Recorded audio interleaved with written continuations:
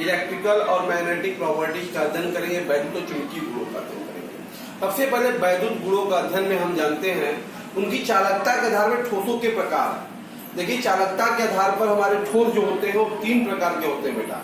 एक चालक, दूसरा अचालक और तीसरा अर्धचालक होता है। सबसे पहले बात करते हैं चालक की। देखिए, वे ठोस जिनकी चालकता 10 के घाते 4 से 10 के घाते 7 पर ओम पर मीटर के मध्य में होती है, ऐसे पदार्थ क्या कहलाते हैं? हमारे चालक कहलाते हैं। क्योंकि धातु जो होते हैं उनकी चालकता 10 के घाते 7 पर ओम पर मीटर के कोटि की होती है, इसलिए धातु हमारे एक अच्छे चालक होते हैं। दूसरी बात आती है अचालक की।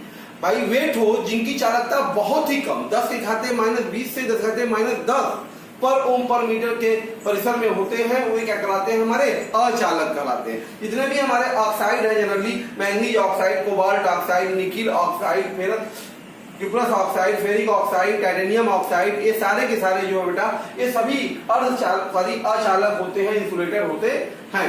तीसरा आता है अर्धचालक, सेमीकंडक्टर। ये क्या होते हैं भाई? जिसकी चालकता चालक और अचालक के मध्य की हो, अर्थात जिसकी चालकता 10 के घाते -6 से 10 के घाटे 4 पर ओम पर मीटर के परिसर में बिलोंग करता है या उपस्थित होता है, तो उसे हम क्या कहते हैं? अर्धचालक कहते हैं। जैसे हमारे शुद्ध जर्मेनियम, सिलिकॉन, ये सभी के सभी हमारे क्या होते हैं? एक प्रकार के अर्धचालक होते हैं। अब हम बात करेंगे इनकी चालकता का क्या कारण है।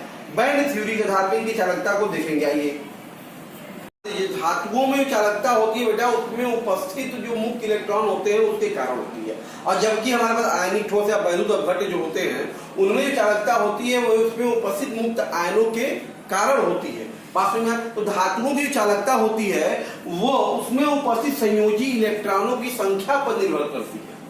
तो धातु के में जो धातु के परमाणु होते हैं और परमाणुओं का जो परमाणु कक्षक होता है उनसे आणविक कक्षक बनता है, और जिनमें ऊर्जा जो होती है, इलेक्ट्रॉनों की जो ऊर्जा होती है वो बहुत पास होती है, इससे वो एक ऊर्जा बैंड का निर्माण कर लेते हैं। बात समझ में आ रहा है? और अगर ध्यान दीजिए, अगर ये एनर्जी बैंड, अगर देखिए 2 तरह के बैंड होते हैं, चालक संयोजकता बैंड होता है, चालन बैंड होता है। तो धातुओं में क्या होता है? या तो चालन बैंड संयोजकता बैंड के पार्शियली अर्धभरित होगा, आंशिक रूप से के करीब होगा, या तो अति व्यापित होगा। चालन बैंड संयोजकता बैंड के अंदर होगा। तो ऐसी स्थिति में आसानी से वैद्युत क्षेत्र जब लगाते हैं तो संयोजकता का इलेक्ट्रॉन जो है वो आसानी से चालन बैंड में चला जाता है। बात समझ में आ रहा है? जिसके कारण धातुओं में विद्युत चालकता दर्शाई जाती है या प्रदर्शित करता है इस व्यवस्था के कारण। जबकि हम देखते हैं अगर यही संयोजकता बैंड और चालन बैंड में बहुत अधिक ऊर्जा का अंतराल हो तो ऐसी स्थिति में जो संयोजकता बैंड का इलेक्ट्रॉन होगा इस एनर्जी गैप को लांग नहीं पाएगा, डाक नहीं पाएगा। तो ये व्यवस्था जो होती है किसमें होती है? अचालक के अंदर होती है। बात समझ में आया? ये अचालक का एनर्जी बैंड है, क्योंकि चालन बैंड संयोजकता बैंड में बहुत अधिक अंतर होने के कारण ये इलेक्ट्रॉन संयोजकता से चालन में नहीं जा पाता है। इसी कारण से अचालक जो होते हैं, बात समझ में आया, वो अचालक होते हैं, चालकता उसमें नहीं पाई जाती है। क्लियर है? चालकों में विद्युत चालन की बात हम करेंगे बेटा। अर्धचालक में देखिए क्या होता है, जो चालन बैंड और संयोजकता बैंड होता है इन दोनों में अंतर बहुत कम होता है। बात समझ में? जिसके कारण कुछ इलेक्ट्रॉन जो है संयोजकता बैंड से लांघकर चालकता बैंड में जा सकते हैं, जिसके कारण ये क्या करेगा? थोड़ी सी चालकता दर्शा सकता है। बात समझ में? ताप बढ़ने पर इनकी चालकता बढ़ती है। उसका कारण क्या है? जब ताप बढ़ाएंगे तो इस चालन बैंड में इलेक्ट्रॉनों की संख्या बढ़ने की संभावना रहती है। इस कारण से ताप बढ़ाने पर अर्धचालकों की चालकता क्या होती है? बढ़ती है। हम लोग देखते हैं सिलिकॉन और जर्मेनियम जो होते हैं वो इस तरह के व्यवहार को दर्शाते हैं। बात समझ, जिन्हें हम लोग निज अर्धचालक के नाम से जानते हैं।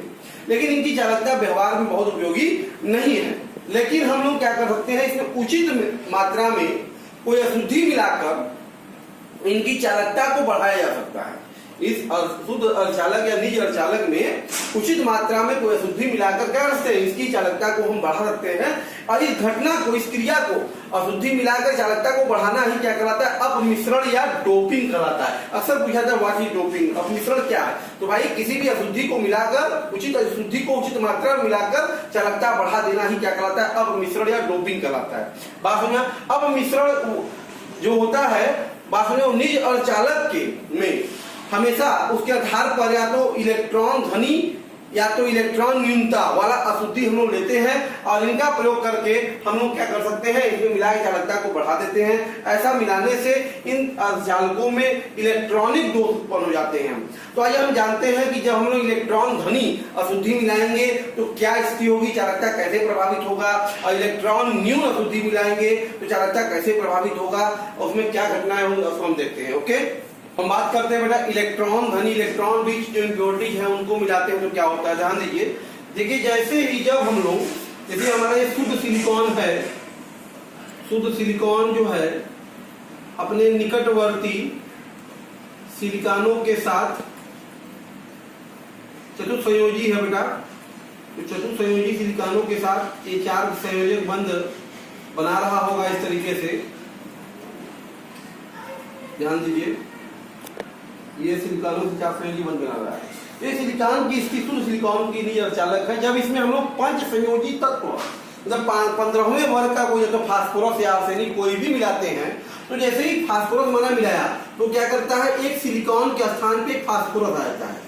तो देखिए मान लीजिए फास्फोरस आ गया, तो फास्फोरस के जो 4 इलेक्ट्रॉन है वो तो निकटवर्ती 4 सिलिकॉन परमाणुओं के 4 संयोजक बंध बना लिए, लेकिन इसके पास 5वां जो ये इलेक्ट्रॉन बचा रह गया, यही वो विस्थानित इलेक्ट्रॉन है। विस्थानित इलेक्ट्रॉन, इसमें इलेक्ट्रॉनों की संख्या बढ़ गई, विस्थानित इलेक्ट्रॉन आ गया, और यही विस्थानित जो इलेक्ट्रॉन है 5वां, यही इसकी सिलिकॉन की चालकता को बढ़ाने में उपयुक्त हो जाता है, इसकी चालकता को बढ़ा देता है। तो हम कह सकते हैं इस प्रकार से कि इलेक्ट्रॉन धनी अशुद्धियों में से जो इलेक्ट्रॉन रिच वाली जो इम्प्योरिटी जैसे फास्फोरस आर्सेनिक, इनके द्वारा सिलिकॉन की जो चालकता बढ़ाई जा रही है, इसके द्वारा जो बना चालक होगा क्या कराएगा बेटा, एन टाइप सेमीकंडक्टर। इसलिए ये हमारा क्या है प्रकार का एन टाइप का सेमीकंडक्टर है, क्योंकि इसमें जो चालकता है वो इलेक्ट्रॉन ऋणावेशित इलेक्ट्रॉन के कारण से उत्पन्न हो रही है। आइए जब पंच संयोजी तत्व हम मिला रहे हैं तो एक इलेक्ट्रॉन हर स्पीयोजालक में बनेगा, जिसके कारण ये विस्थानित इलेक्ट्रॉन संख्या बढ़ेगी, चालकता इसकी बढ़ जाएगी। क्लियर है। हमारा इलेक्ट्रॉन अशुद्धि इम्प्योरिटी जो है हमारा इलेक्ट्रॉन डेफिशिएंट, इसमें देखिए होता है क्या, जैसे इस प्रकार से हमारा शुद्ध सिलिकॉन है, ये 4 सिलिकॉन के साथ सहसंयोजक बंध बनाया हुआ है। 4 सिलिकॉन के साथ एक प्योर सिलिकॉन है हमारा।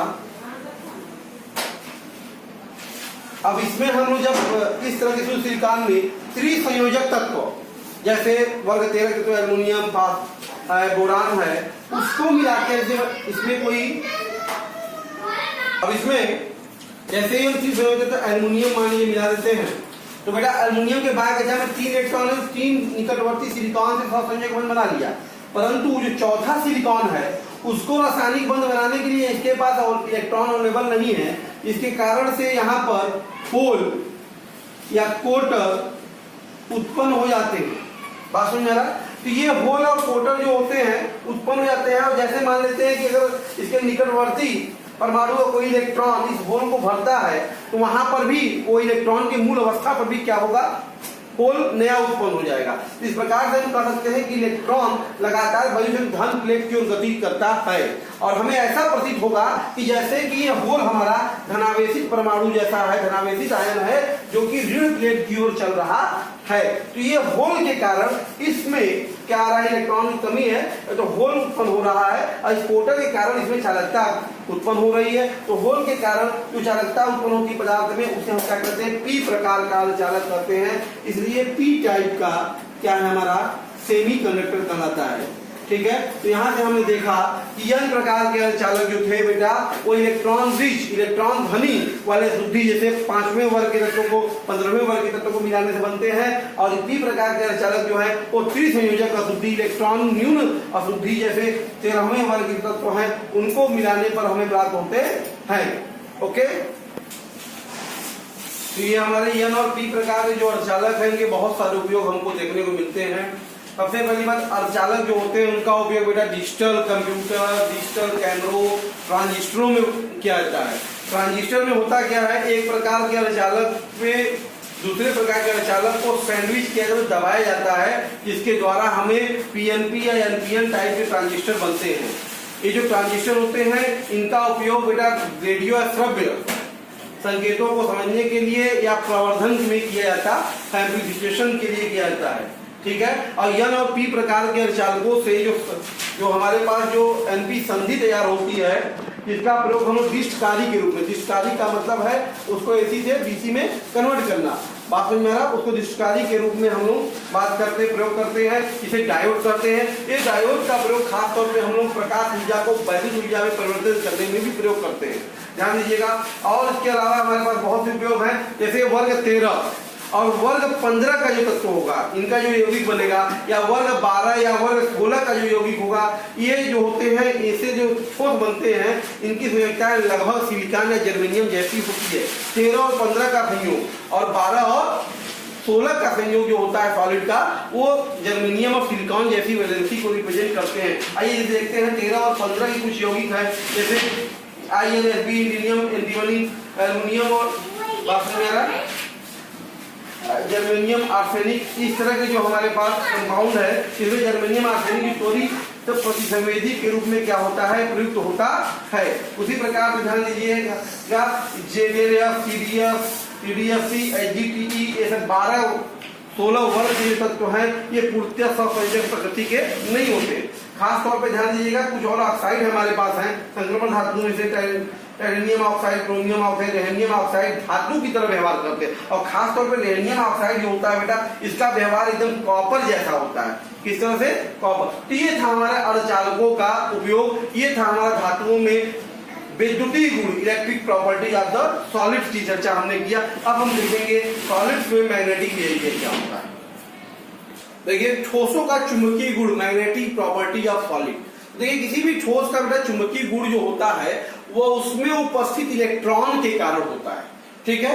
क्योंकि एक परमाणु में जो उपस्थित इलेक्ट्रॉन होता है वो एक प्रकार का सूक्ष्म चुंबक की भांति व्यवहार करता है। और इस चुंबक का चुंबकीय आघूर्ण होता है वो दो प्रकार की गतियां कारण। पहला तो वो जो इलेक्ट्रॉन उस परमाणु के नाभिक के चारों तरफ देखिए अच्छी गति करता है इसके कारण, और दूसरा वो अपने अक्ष के चारों तरफ ही घूमता रहता है, चक्रण गति कर अच्छी चक्रण करता है। इन दोनों के कारण जो संयुक्त रूप से उसमें जो होता है चुंबकीय आघूर्ण उत्पन्न होता रहता है, या स्थायी चुंबकीय आघूर्ण हमेशा पाया जाता है, ठीक है। और इलेक्ट्रॉनों का ये चुंबकीय आघूर्ण बहुत कम होता है, बहुत ज्यादा होता नहीं है। और इसको हम लोग सब बोर मैग्नेट्रॉन में रिप्रेजेंट करते हैं। और एक बोर मैग्नेट्रॉन का जो मान होता है 9.2710⁻²4 एम्पियर मीटर स्क्वायर होता है। क्लियर है? तो ये चुंबकीय आघूर्ण ठोसों में पाया जाता है, और चुंबकीय व्यवहार के आधार पर इन चुंबकीय गुणों के आधार पर ठोसों को 5 भागों में बांटा गया है। क्लियर है? ओके। तो देखिए पहला पदार्थ बेटा हमारा अनुचुंबकत्व है ना, पैरामैग्नेटिज्म है। देखिए वे पदार्थ जो चुंबकीय क्षेत्र की दिशा में थोड़ा सा या दुर्बल तरीके से आकर्षित होते हैं वे अनुचुंबकीय पदार्थ कहलाते हैं। वे चुंबकीय क्षेत्र की दिशा में ही आकर्षित होने, खास बात है। और दूसरी खास बात इसमें यह है बेटा, चुंबकीय क्षेत्र अगर हम हटा देंगे तो इनका ये चुंबकत्व का गुण भी समाप्त हो जाता है।